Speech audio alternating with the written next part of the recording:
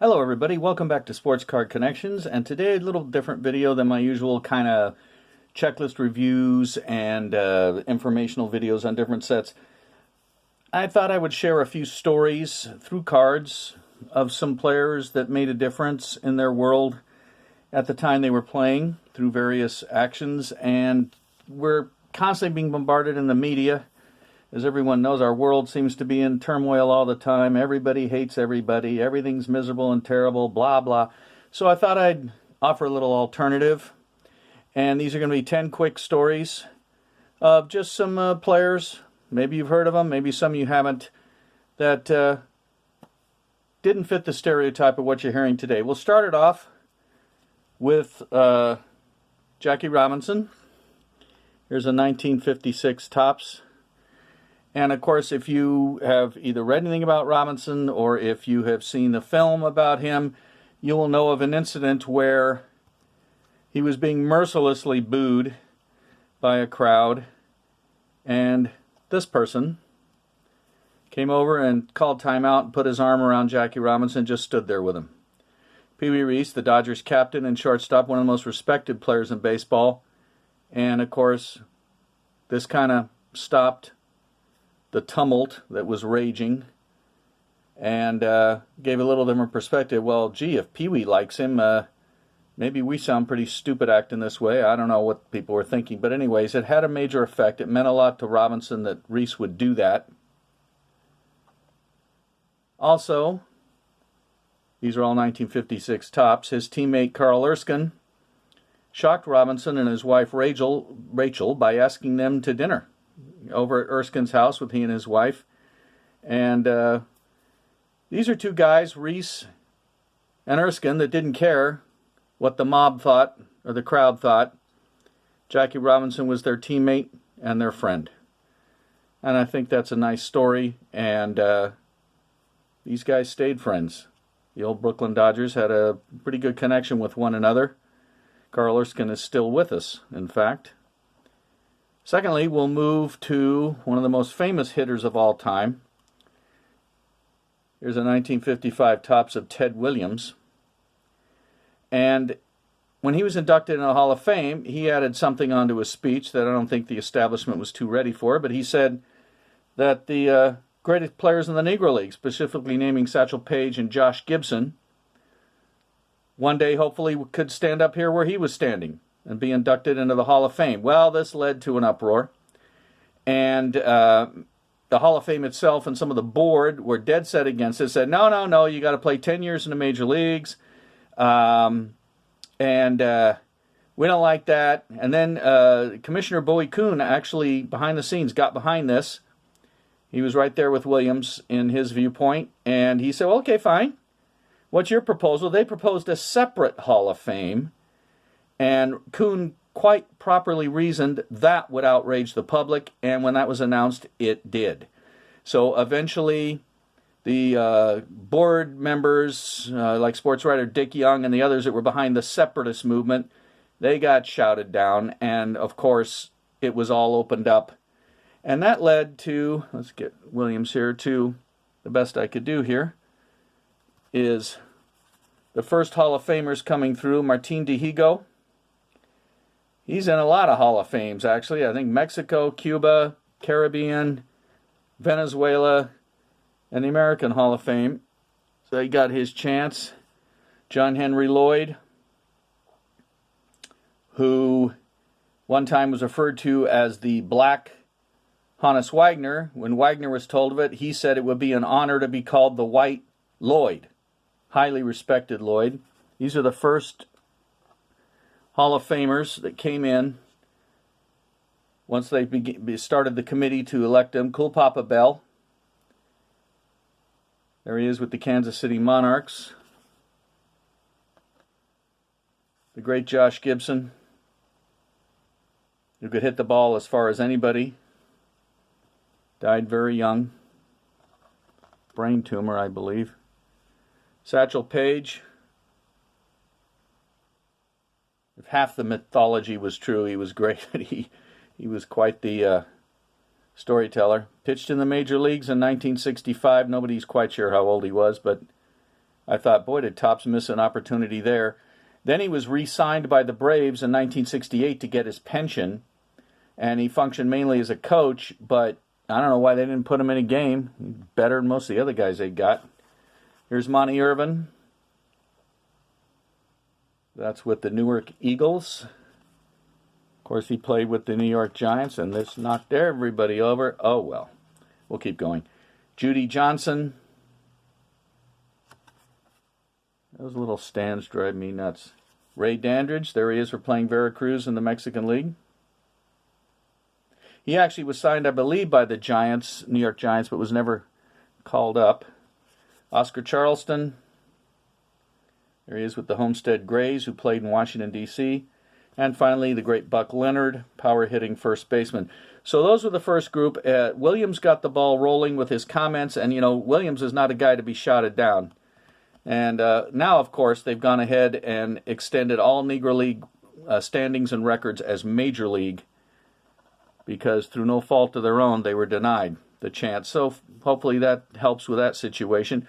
Next we go to a great star, one of the great base stealers of all time, Maury Wills. Personally think he should be a Hall of Famer. Had a lot of off-the-field issues. And late in his life, I believe it was his daughter called former Dodgers Cy Young Award winner and MVP Don Newcomb, said, "Can you help my dad? He's in trouble." So Newcomb took general manager Fred Clare of the Dodgers, went to Wills' house, found it overgrown with weeds, a dog barking. They got Wills to finally come to the front door, disheveled, messed up. It was drugs.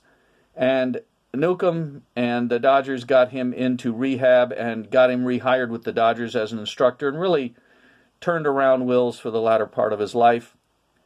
I thought, these guys only played together exactly never. Wills came into the Dodgers as a rookie in '59. Don Newcomb was already with the Cincinnati Reds and had left the Dodgers a year before. But there you go. And so the Dodgers and Newcomb took the ball to get Maury Wills help and get his life straightened out. Next we'll go, they're about to fall, I'll just lay them down, to the Yankees. These are all 1966 Topps. That was a 57. Maybe younger collectors don't know. 57 Topps at Don Newcomb last year in Brooklyn. I think I'll lay him in the front. A 71 Topps Maury Wills. These are all going to be 1966 Topps. So the great Bobby Richardson, this is in his last year, he used to conduct Bible studies in the Yankee locker room, and he said his number one guy to get people to come was Elston Howard, who used to go around and tell everybody, okay, Bobby's going to have a Bible study, get in there. And I believe Elston's father or stepfather was a preacher. So, that's in the early 60s that those studies took place. All those years later, when Mickey Mantle got sick, Bobby Richardson got a phone call. And it was Mickey Mantle saying, "Bobby, I'm in trouble. Can you come?" And Richardson left his home and flew to Dallas. And Mantle told him that, "I remember you talking about Jesus all those years ago. Can you talk to me now? I'm in trouble." And Richardson talked about it in his autobiography. I thought it was interesting. Here's a guy that cared for his friend, and it's like, 30 plus years later or so, Mantle's on the phone to Richardson. You never know how much you're going to influence people. All three of these guys, in different ways, were responsible, and Mickey Mantle had somebody to reach out to at the end of his life.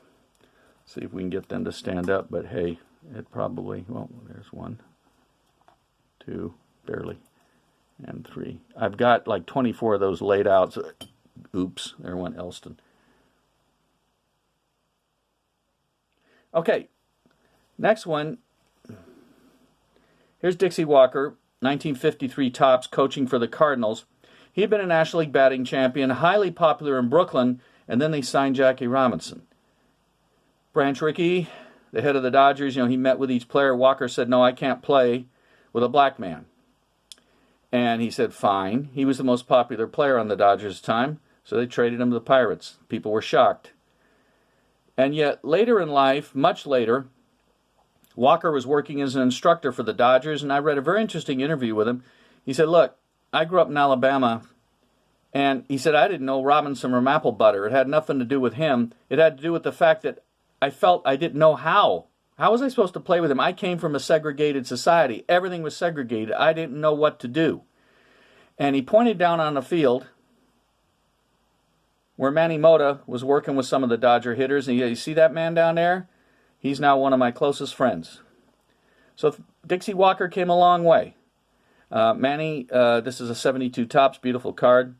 They became very close friends, both working as instructors for the Dodgers after Manny had retired. I thought it was very interesting that Dixie Walker had come so far from where he had grown up in the 20s and 30s and then played in the major leagues to where he couldn't go on the field with Robinson, and yet now he's working with Mota, both teaching young Dodgers how to hit. So, I'm very glad, redemptive story there. I'm going to knock more down, so I'll just lay him down. Next we go to football. 1969 Topps. When I did the 69 Topps review, I already showed this card and this one. Gale Sayers and Brian Piccolo. And of course, Piccolo's card carries a premium because of the movie Brian's Song, starring James Caan and Billy D. Williams playing these two guys. They were very, very close buddies. And of course, Sayers a Hall of Famer. He wrote a book called I Am Third. Bears wide receiver Johnny Morris, his wife, wrote a book about the Bears at that time and the relationship with Piccolo and what he was like. And their friendship was really legendary. Of course, the movie took it to new heights. But, you know, they roomed together on the road. And Brian Piccolo died at age 26 of breast cancer. But he had a profound impact on people. And he and Sayers were just very close in an era when again, like it is today, all you heard about was, you know, I hate you and my group doesn't like your group and everything. And these guys, there was none of that nonsense with them. Very desirable card. A lot of people go after the Piccolo card. And he doesn't look anything like James Caan, but hey. And of course, all the Gale Sayers cards carry a premium, being one of the all-time greats. But their story, if you ever seen the movie, bring handkerchiefs, you'll cry, tears your guts out. But the books can too. Now we go to another story of teammates that were friends. Here's Tex Clevenger. Come on, let's get some focus going here. Pitcher for the Senators, Yankees, late 50s, early 60s. This is 1960 Topps. And I guess we're just going to have to argue with this thing. Hopefully. There we go. One of his teammates, way back in college, late 40s, early 50s, was a Japanese-American named Fibber Hirayama. And, yeah, that's my writing there. So, they were teammates at Fresno State. And Clevenger signed into professional baseball. Well, so did Hirayama. He signed with the St. Louis Browns. But after 1 year in the California League, he was newly married, I believe, and wanted to move, not wanted to, but he had the opportunity to play in Japan, where, of course, his parents had come from. By the way, just for you don't know Japanese baseball, Satoshi is his given name. But he was born in February, and his dad could not pronounce February, being a Japanese immigrant farmer in Fresno, California, so Fibber was his best attempt, and that stuck as his nickname. Well, what people didn't know behind the scenes, Clevenger played through the early 60s and then went on in life. After he was out of baseball, Fibber played through the mid-60s. Both returned to the Fresno area. They stayed friends. They stayed friends way into the 2000s. And late in life, Clevenger was suffering, I believe, Alzheimer's or dementia. Fibber Hirayama, at the age of 89, would drive 2 hours to see Clevenger once a week. And he continued to do that until Clevenger couldn't recognize him anymore. And I just thought, wow, these guys have remained connected since right after World War II, all the way till about 6 or 7 years ago. and the deep friendships you can get by being on a sports team together. And in a time when, being a Japanese American wasn't exactly going to win you a popularity contest after World War II. But these guys loved each other, and Fibber kept driving down there to see them. This is a 1956 card. I actually just got it. If you want to know what it says Hiroshima, Hiroyama. Down the right border there. It's a blank back. 1956. And Clevenger's a 1960. Story of a great friendship. Here's another great friend. Oh boy. Well, we'll let the cards rest. 1982 Topps. Here's the great defensive back Everson Walls of the Dallas Cowboys and his teammate running back Ron Springs. And Ron Springs got very sick and he needed a kidney transplant, and his teammate was a match and he donated to him. I mean, it would be a rough decision for a family member, but this is a football teammate. But that's the kind of friendship I think sports can build up as teammates. Everson Walls donated a kidney to Ron Springs. Thought that was incredible. You wouldn't think about it happening. Like, well, it's not my problem. But Walls didn't look at it that way. His friend needed something that he could provide, as serious as it was, and he did. It's a great story. Here's are both 1982 Topps cards of Walls and Springs. Read up on it sometime. It's another tearjerker. Another story of longtime friendship is Bob Netolicky and Mel Daniels, Hall of Famer. Both played together late 60s, early 70s on the Indiana Pacers. They remained friends the rest of their lives. They would meet for lunch once a week, every week. And then there was a week Mel Daniels didn't show up. Netolicky couldn't get him on the phone, so he drove to his house and he found Mel Daniels with his truck engine running in the driveway, collapsed over the steering wheel. He had had a massive cardiac event. He had had heart issues. And Mel Daniels' wife said she was so glad that Netolicky's the one that found him. And I thought it was very interesting that they stayed such connected friends in the Indianapolis area all those years. And he was actually there when Mel Daniels died, his buddy from playing with him. And their families were like family for each other. Again, the power of sports and the way people can connect when they get past all the exterior nonsense and just connect as people. 71 Topps, 72 Topps. I saw these guys play in person at the Anaheim Convention Center against the Los Angeles Stars in the ABA Finals, and boy, these guys were good. Final story. Two 1964 cards. On the left is pitcher Joe Stanka from Texas. He was up with the 59 White Sox, the pennant-winning White Sox, but got hurt. Then he went to Japan and won 100 games. On the right is Katsuya Nomura, second in lifetime home runs to Sadaharu Oh, and he was a catcher from 1953 to 1980. He didn't change positions like other catchers. He didn't play the outfielder first or designated hitter, always a catcher. Then he became a great manager. These guys stayed friends the rest of their lives and would keep in contact with each other. In 1964, the Hawks won the Japan series over the Hanshin Tigers, and Stanka won 3 games, 3 of the 4. And in Game 7, he went the distance and struck out the final batter. And all those years later, he had the ball that Nomura caught for the strikeout. And on his deathbed, he asked his grandson, "Get this ball to Mr. Nomura." So Stanka's grandson flew to Japan and arranged a meeting with Nomura at a hotel, quite emotional. Seen a picture from it, and handed the ball over, said, "My grandpa wanted you to have this as the last out."